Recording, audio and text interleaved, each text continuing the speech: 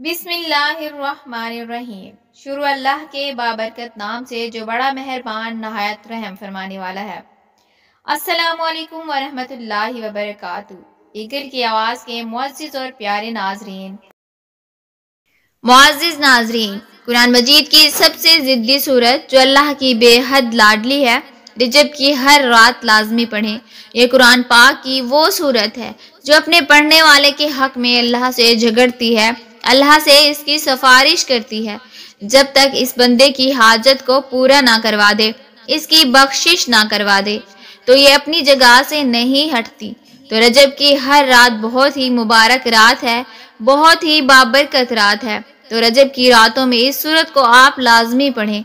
जो बंदा रोज़ाना रात को ये सूरत पढ़कर सोता है, अल्लाह पाक इसकी जायज़ हाजात को पूरा करता है, इसकी दुआओं को कबूल फरमाता है, इसकी ज़िंदगी से परेशानियों को दूर कर देता है। इस सूरत की बरकत से इसके घर में रिज़्क में खूब फरावानी होती है।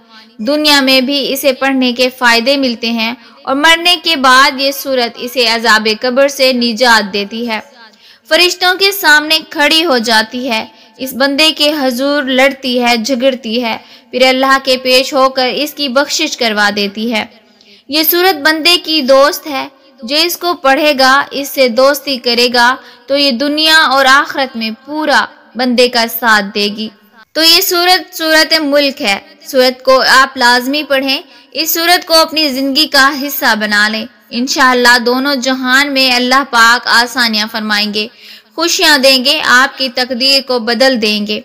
मुअज़्ज़िज़ नाज़रीन, अल्लाह तबारक व तआला से दुआ करते हैं कि अल्लाह तबारक व तआला हमें सिरात मुस्तकीम पर चलने की तौफीक अता फरमाए।